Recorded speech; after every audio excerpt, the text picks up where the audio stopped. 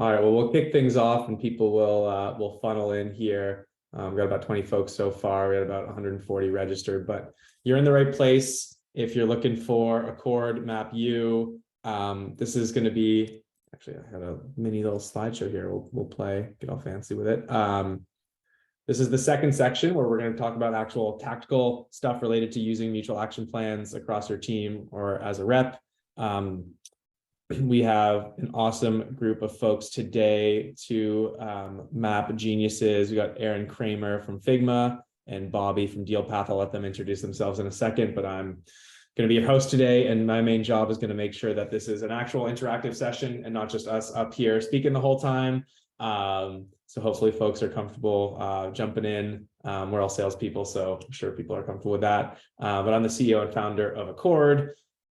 Love maps so much and find them so valuable that decided to make a whole company about them. So it's a piece of software that basically automates the business case, mutual action plan, executive summary, stakeholder mapping, resources, et cetera, all in one place to make it easy for buyers and sellers to engage and close more deals faster. But with that, I'll pass things off to Aaron first, let him introduce himself and a bit about why we had him join today.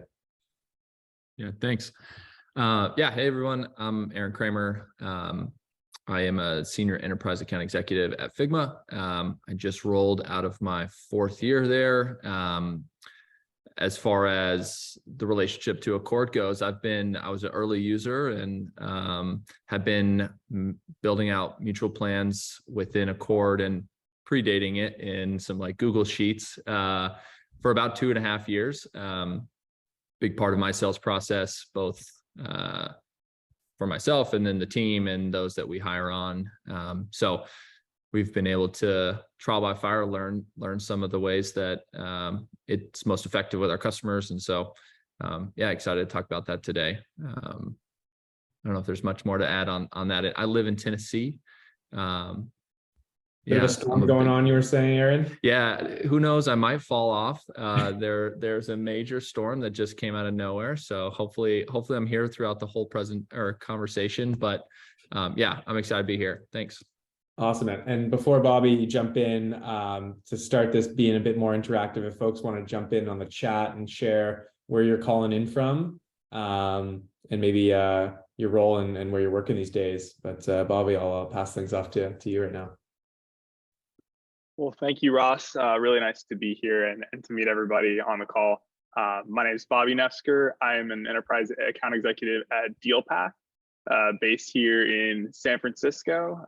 So we're also coming off some interesting weather. It was hailing a couple days ago, so lots of fun. But I came to Accord relatively recently, I would say in the past 4 or 5 months, and moving into the enterprise role after being an ADR, I was pretty seasoned with outbound prospecting and really trying to develop a narrative and a story for how to sell products that are going to impact a lot of different people within an organization. And so I sort of found Accord through searching and have had a really great experience so far. Serena, the account exec I've been working with, and Dave on the customer success team have been phenomenal. So just want to give them some quick praise, and really just like using the tool as kind of a safety net in evaluations. And we'll be able to, kind of get into more of how I use Accord. But other than that, I think that's it for now. But thanks again for having me here. Awesome. Yeah, I like that safety net for deals, kind of de-risking things, especially with half of our deals, someone changing roles, new stakeholders, new initiatives, priorities shifting really fast. You want to make sure you have that close alignment with your buyers and not just that champion, but kind of everyone internally and externally. So I think that's a good segue into this. So yeah, today what we're going to cover, I think we're going to spend a lot of the time talking about executive summaries, aka business cases, AKA ROI, total cost, and all this kind of stuff. That's how you get deals done today. That's how you're getting it through finance, other C levels that are going to be involved in pretty much any purchase above, 20, 30K these days. It's a new world. And then we're going to talk about other parts to building a great sales playbook in a map, like around building timelines, next steps, stakeholder management, et cetera. Last time we covered some one-on-one stuff around why using maps and some of the basics. The next session after this, the third part of the series, is going to be like, we're going to get into talk tracks, really specifically stories, all this kind of stuff, kind of the 301 version of the session. But without further ado, let's dive in. Actually, yeah, maybe before I ask Aaron and Bobby to share their learnings here, maybe we can have someone from the audience joining in, doesn't mind. Would be curious to hear maybe a bit of your either interest in joining the session, what you're hoping to learn, or why you do this today and why you're looking to get better at it. I'll pause after 30 seconds. Maybe I'll call on someone if our extroverted sellers aren't on the call. So if anyone wants to jump in and kind of share, why this has been super impactful for them, or why they're looking to up-level their skills around building these business cases and mutual plans with their clients.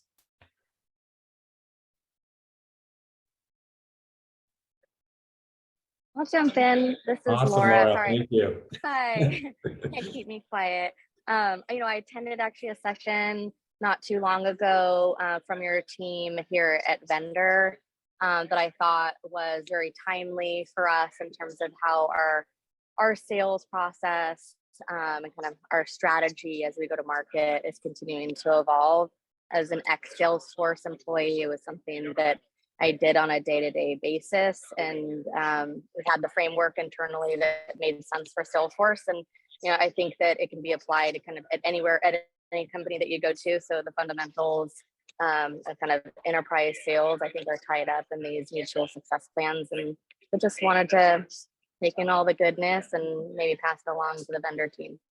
Awesome. Yeah, I think a lot of companies, especially those with great reputations around their sales process, like a Salesforce or an SAP, have used this on every deal. And I think we mainly focus on and kind of the world of startup sales, maybe earlier stage companies that are series, A, B, C, kind of along the alphabet there, don't necessarily have this kind of rigor yet, or kind of building it in because you don't have this built out enablement teams or operations and all that kind of stuff. And I think we're actually seeing a huge shift back to the basics around this stuff from some of these earlier stage companies.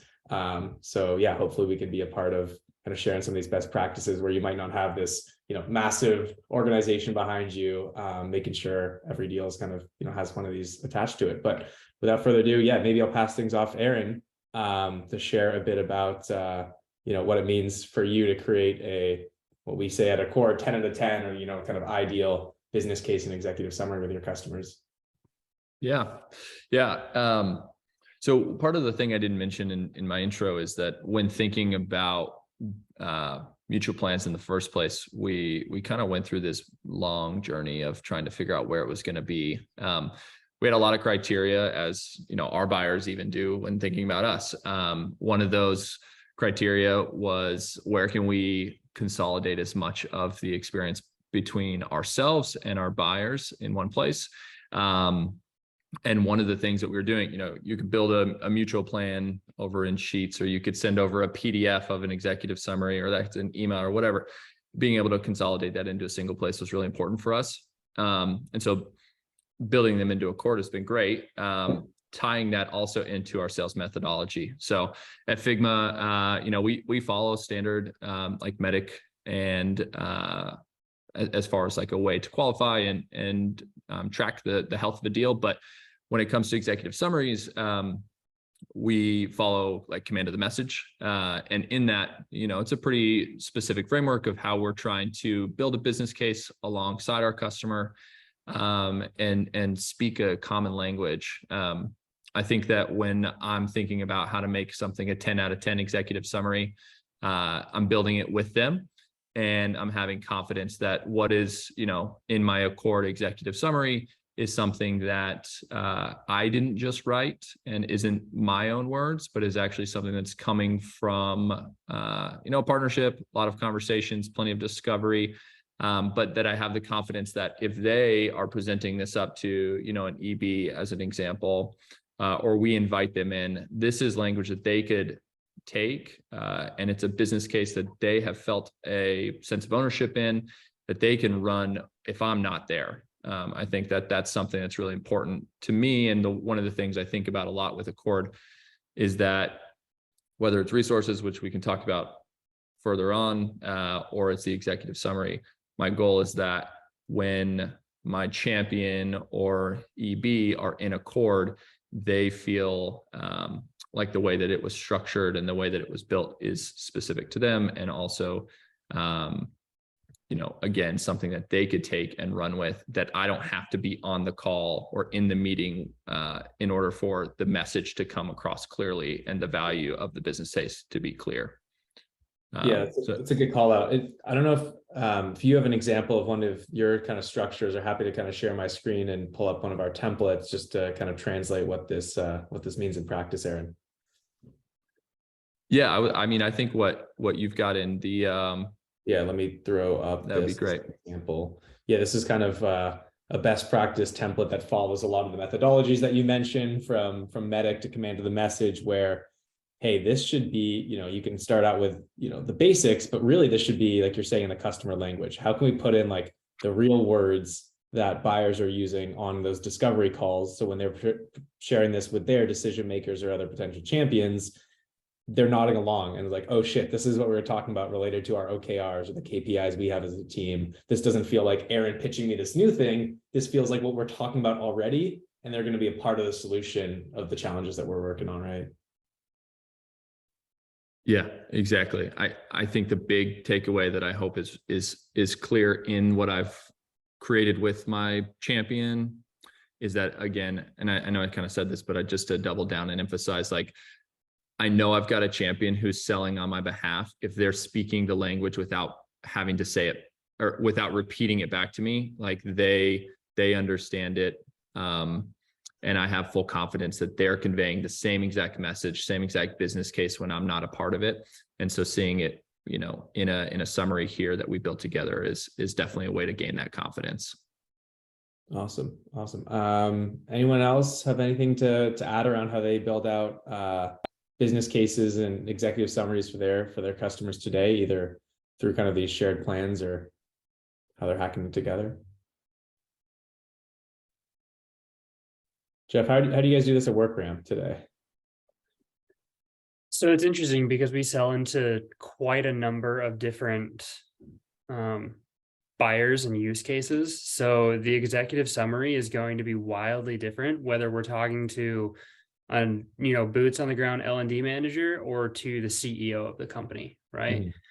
So you really have to listen and understand the perspective that they have and where they're coming from, because they're going to value completely different things. And you have to be very careful about speaking to them in their language, because if you don't, you might lose your shot right there.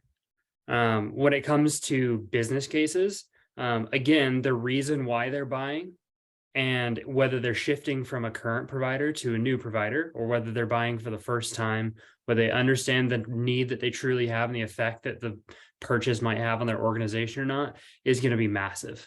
So you really have to be able to speak. I mean, it all starts with discovery, right? You have to know your buyer. You have to know their industry, and you have to know the stage that they're at within their company and within their industry. So by understanding all of those things and then being able to clearly articulate that back to them in a very succinct way, so that way they can read something and be like, oh, this person gets me, right?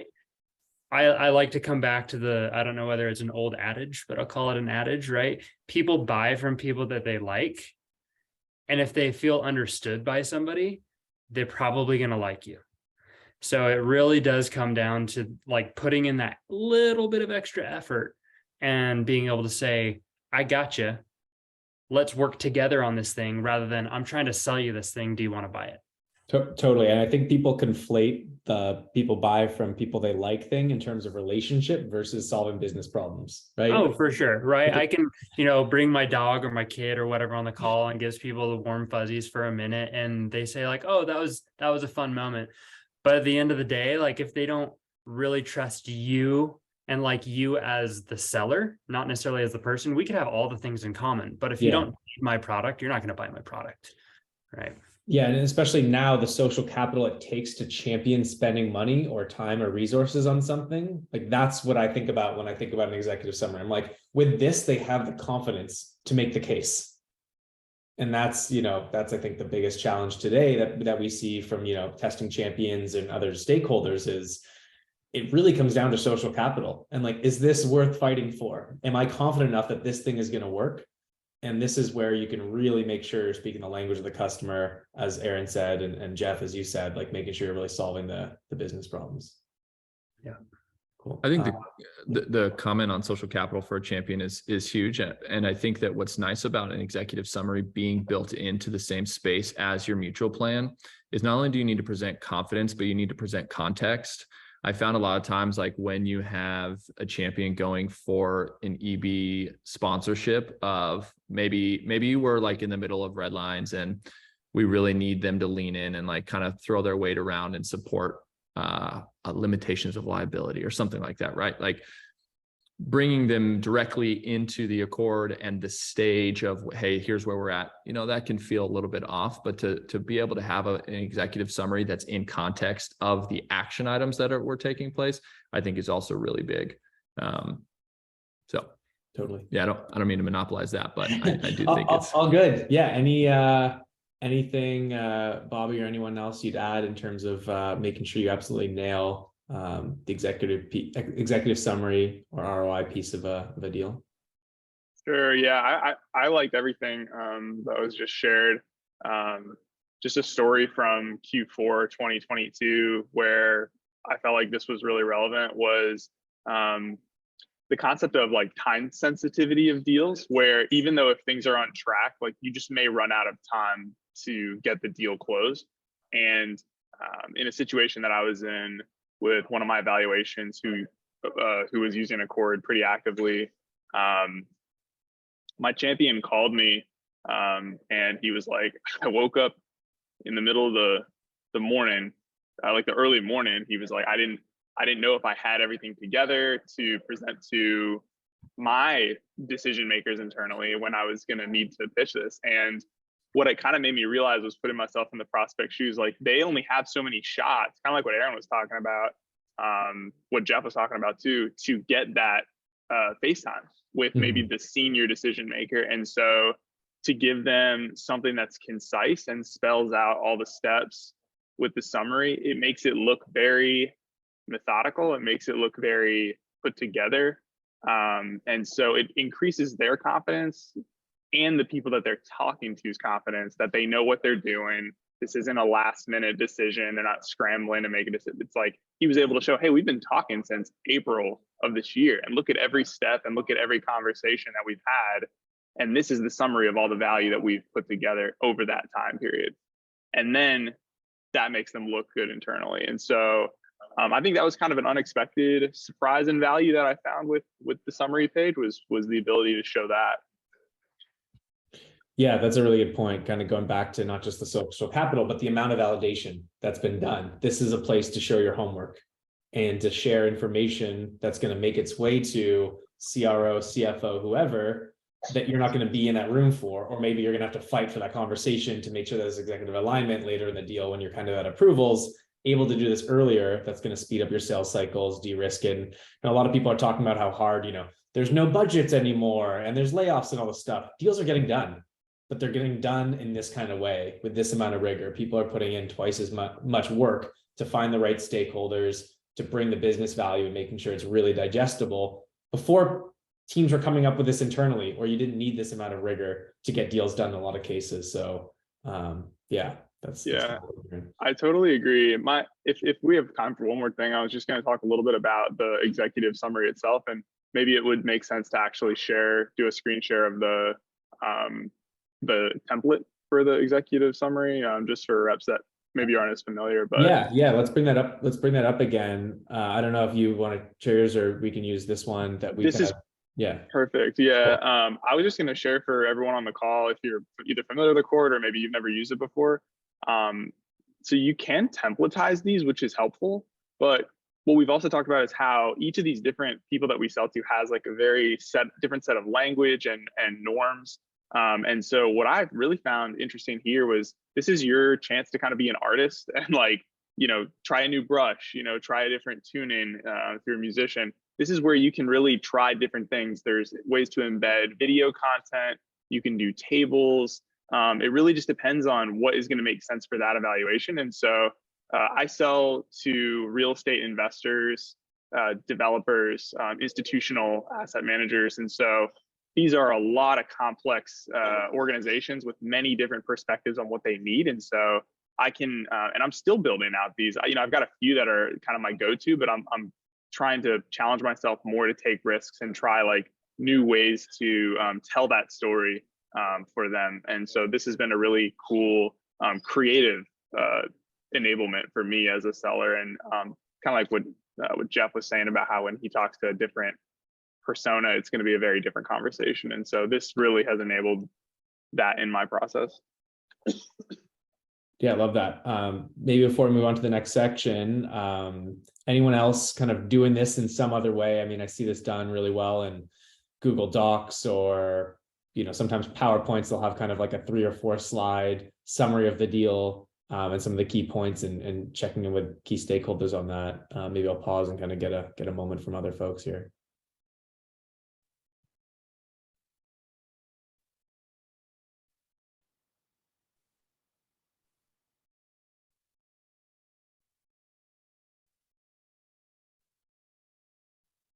I'm super comfortable with awkward silence, so I'll ask a few more moments here. I'll save us all from an awkward silence. I've seen it done really well in Google Sheets, Google Docs, Word, like everywhere. But I mean, the plug that I'll give for Accord is the fact that having that collaboration and the accountability there is huge, right? You can build out a really solid Google Doc. It's never going to look quite as good, right? You don't have, it's not a platform, right? So can you do it? Sure. But there are definitely aspects of this where I'm like, you know what, the way that this plugs into so many other documents, and it makes everything so much smoother.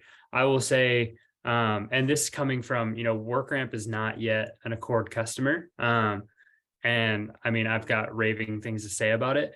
I will say, looking at it from a buyer's lens, having looked at, working deals, like trying to purchase software, all of that, if I see a Google Doc, as pretty as it is, it's never going to look nice and clean as a truly built out mutual action plan. So while I've seen good ones, don't know that I've ever seen anything that's like executed in the depth that it could be. So all of that to say, if you are building it on your own, just be ultra aware of the presentation value of what you're putting into your Google Docs or spreadsheets or whatever it is. Yeah, that's a good point. I guess it goes to kind of everything we're talking about, which is, hey, this person's risking their social capital on the thing you're presenting. Should probably be maximizing the, how it looks and feels, because there's only so many data points that you have. People are pretty visual. It's kind of funny when you boil down deals to a certain level of, kind of sales execution. A lot of it comes down to the UX of your sales process. And one thing that I'll say, going back to the executive summary piece, is I think on lower level deals, smaller deals, whatever that might be in your organization, a lot of the times we look at that and we say like, oh, the executive summary is probably not as important. The CEO is never going to look at this. It's a $10K deal or a $2,000 deal or $100,000 deal, whatever the size is, right? But the executive summary isn't just for the executives, right? Oftentimes I've gotten feedback from people where it's like, we write an executive summary and our champion is like, oh, this is so helpful because it helped me understand better what I've been buying the entire time. Like you said it so clearly and succinctly. Also, those conversations that we had about X, Y, and Z product feature 8 months ago, that's a long time ago. I would never have remembered that, but you included that as in the executive summary as a value prop, right? So super important no matter who your audience is. Yeah, great way to cap this off, I think, is the way that I think about the job of a seller is to be able to explain the problem better than the customer can itself, because we specialize in this one part of the business. They have a job, they have a large scope. Hey, we help with this thing and you're working on this problem. I'm going to be able to articulate this better than you are after having a couple conversations. And that value is huge too. Again, kind of the people that we like type thing and trust. That's really how you gain the trust. It's not through all these kind of like special, sending gifts, all this kind of stuff. I think it's really from providing that business value. But let's make sure we can hit on a couple of other pieces, kind of core to mutual plans and playbooks, which are the next steps and timelines. And we'll quickly hit on to obviously stakeholders and different resources. Yeah, between Bobby and Aaron, which one of you guys want to jump into this piece? Take it away, Bobby. I'm I'll happy to jump in after. Sounds good. So yeah, the next steps piece. This is an interesting part of it because I tend to find that this is just candidly probably one of the lighter uses so far from my perspective. I think the summary page and the resources are probably the strongest. But I think what next steps is really good for is really on the call itself to just talk, to basically put the other side at ease. So it's basically like a way of saying, hey, like, this is where we've come from, this is where we are now, you know, no matter if you move forward or not, this is kind of how we're thinking about things in the future. So I really like that aspect of it. In my own experience, it's not something that I'm seeing a ton of my buyers where they're kind of coming in adding comments to this section necessarily. I think it's more around the deliverables in resources and summary that are probably the most powerful. But I do think it does oftentimes reveal steps in the process that they realize, hey, I don't know what our legal process looks like. I've never bought anything here before, so let me do some diligence there, and then we circle back here and we can put that in. So I think it's good for flushing out potential closed lost reasons, if you will, that you can sort of get out of the way through using this. So that's why I like next steps. Totally. Yeah. I think you hit on kind of the key piece that I like to use, which is, hey, super transparently, this is how we'd recommend, based on working with hundreds of customers like you, someone to evaluate successfully, validate it, and then onboard. And it's not, kind of this closed plan that a lot of people build out internally and talk about in their internal meetings. This is really a evaluation, validation, and onboarding plan. Yeah. And yeah. Through that lens, they can uncover the things they need to go through, and they're going to kind of change you're kind of reframing the sales process in their mind to maybe reveal, like the stuff that Bobby, you mentioned. Oh, yes. Oh, shit. I might have to talk to this IT person. Oh, yeah. I should probably check with this person. And you can get those meetings set up much more smoothly when you're kind of on the same side of the table. Right. And that's also true, Ross. And the other part of it, I think, which is really cool, is to change the hurdles from change the milestone from the close date to the other dates that are more important to them. Because for the buyer, the close date is really just one step of them towards getting up and running and getting the value out of your solution. So that's a significant date for us, obviously, as sellers, but for them, it's really kind of the go live, kind of day we start getting actual value from this. So I think it's cool to put it in that term where it's more buyer centric. Exactly. Maybe this ties in well. Stephen, you had a comment / question about how this could, how this kind of way of selling could be helpful to not just the sales process, but also making sure that other key stakeholders, in terms of delivery, maybe it's the onboarding team, maybe it's SEs, other folks. Aaron, I know you guys have had some collaboration with like your design advocates and other folks that are involved, or other, managers or executives that might need to be involved. If you want to share maybe a few words on how that might be impactful. Definitely can. Steven, I see you're off mute. Do you want to add anything to that before I jump in? No, I just seen, a lot of times a sales team or myself will close something and then the project team will be like, what is this? I don't. What did we sell? Yeah. What did you just do to us? So I think just as an internal tool, this has a lot of value in my mind. So I just wanted to hear more about that. Yeah. Well, one thing that's funny, I'll talk about it from the seller point of view, but I've actually gotten a lot of feedback from my buyers in like in a sense of gratitude of like, there's a lot of times, especially, a Figma implementation as an example, like we're going very wide. I'm not just working with a single business unit and a design or product lead for X product. They're looking at, maybe there's 5 different orgs who are interested in this. And so these are people who have never worked together before.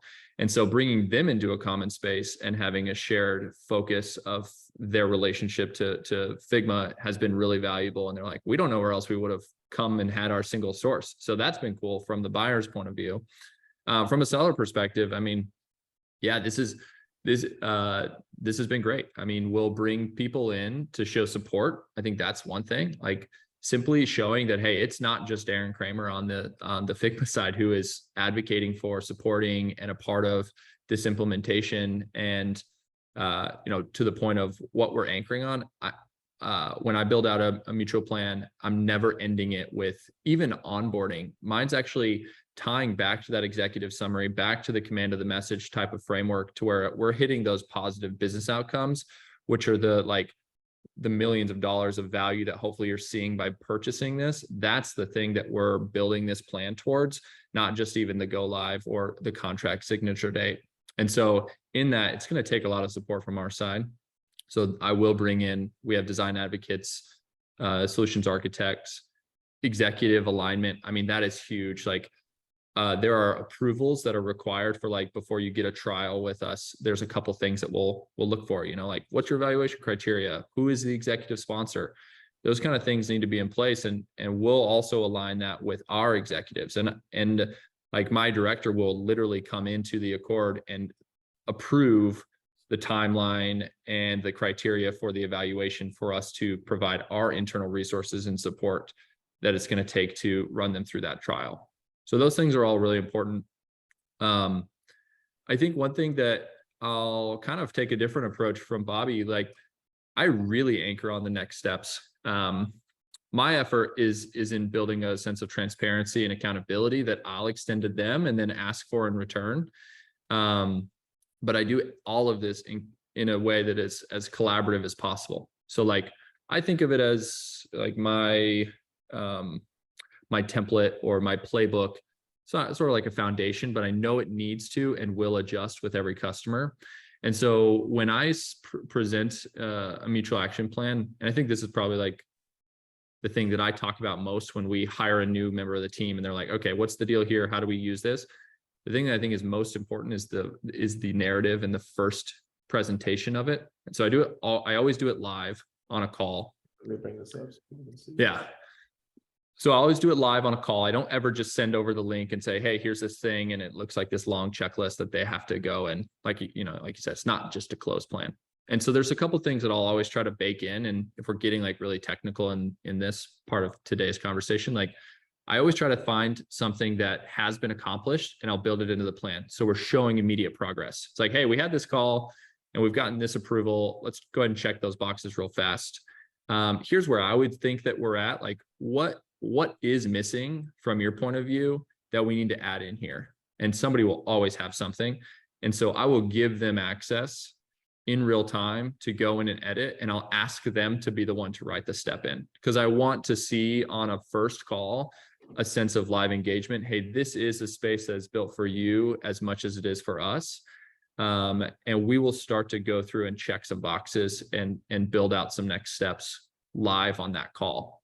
And then, Ross, if you click the team section, I think that that's important. Is one of the things that I'll always create an opportunity for with the placeholders. Like, hey, here's the folks that, I've done 250 mutual plans or buyer's journeys or whatever you want to say, like, and here are the folks who are involved in 90% of them. Like, where are they at in their understanding of this or whatnot? And then should we invite them now? That's a good opportunity to do that. I got a lot of thoughts here, but one other quick thing I'll throw in. If you're looking for engagement, the best way to do it is to be engaged yourself. Like, when a customer asks me for, I don't know, a vendor profile or something like that, rather than just kicking that all over via email, I want to maintain Accord and this mutual space as the source of truth for their relationship. So they know that when they're looking for a document, they don't have to go and scrub through a train wreck of email threads. They can go to the step where it's relevant and they can find it in context of the thing that we're trying to accomplish. And so I'll send it over the email, but I'll also link it to the Accord, or I'll comment on the step and say, hey, Ashley, here's the vendor profile you're looking for. Let me know if you have questions. And then I'm bringing them back and I'm referencing that. And then lastly, I use it every single time I have a recurring call. So I have like kind of a mental threshold of a certain size of deal. If it's there, I'm hopefully having a weekly meeting with them. And when we have that meeting, we're pulling up the mutual plan and we're working through the steps together, which creates a lot of engagement. So lots there. Hopefully that's helpful. Was not looking at the chat. I think you brought out a good point too, in terms of like when to introduce a mutual action plan. Like when is like the natural stage within a sales cycle that like you have the right to do this and not kind of just not look great doing it prematurely. And I think, you know, even post initial discovery, being able to highlight here, this is what I heard from the call as a recap, that in itself is likely enough to build out one of these mutual plans, and maybe not completely showing every step in the sales cycle. Maybe that's for the next session, but being able to start plugging in any interaction that you have within a mutual plan then kind of shows the historical kind of value and what you're creating. Totally. I would say value and just confidence for them that you are hearing their process and that you're adjusting to it. You know, like not all of my customers have a architecture review board, but some of them do. And so when they give me that language on my first or second discovery call with them, and then the first time that we present this mutual plan, they're seeing their process written into it. It affords me an enormous amount of trust to where then I can go make a direct ask or say, hey, I understand you mentioned this needs to happen and that you need sponsorship from your leader. Like, are they brought in? Because I'm only holding them and the conversation accountable to the things that they've already said that they need to do. And then from like a forecasting standpoint as well, right? Being able to back into whatever the timeline is, you're kind of matching their velocity and their urgency throughout the process that says, okay, you say you want this to close at the end of the month or 6 months from now, but in order to execute, you know, in that timeline, we're going to need to go through these steps. And how long does your infosec process take, for example, right? Like, so being able to flesh out timelines based off of all of your steps, not just like their idea of what an ideal close date would be, but the steps that actually take to get there.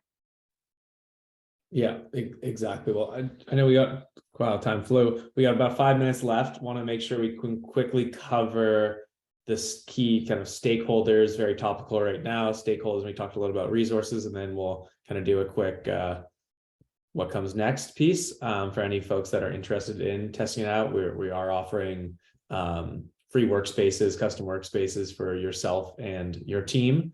So yeah, let's jump into this this last piece. Maybe Bobby, to start things off, how do you think about kind of stakeholder management as part of building out your mutual plan and using Accord?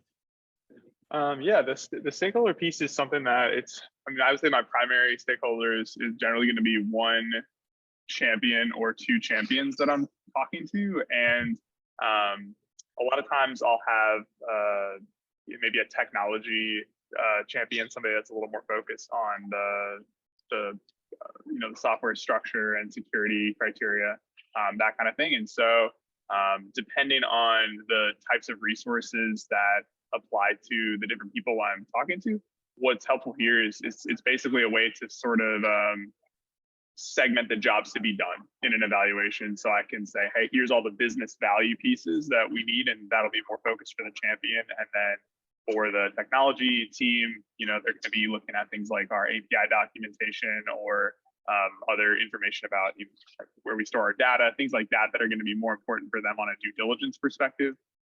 That's kind of how I think about that. And that way everybody kind of just does the role that they have. And I'm sort of acting as the process overseer, kind of getting everything together from a higher level. Yeah. Any, Aaron, anything to add, or other folks? I think just one little note on resources. I think today buyers are more educated than ever, and they do, I don't know what the number is, let's say 80% of their research without the sales rep involved. I think that's a really important thing to consider. And so I can either leave them to their own efforts and journey in Google searches, Or what I think is really helpful is trying to build in at least a repository for them to be able to go and think about and reference and lighten some of that load and effectively guide their research journey with documents or case studies or whatever it is that you know will be helpful for them. But yet letting them still self-discover. I think that's been some of the feedback I've gotten. Yeah, so basically, they're going to do this stuff by themselves and not on the calls. So let's better curate it to map to what we think is going to be the best foot forward versus just, more Google searches. Yeah, exactly. In follow-up emails, I'll oftentimes include a link directly to a resource or a folder and kind of talk like, hey, I've built these resources for you.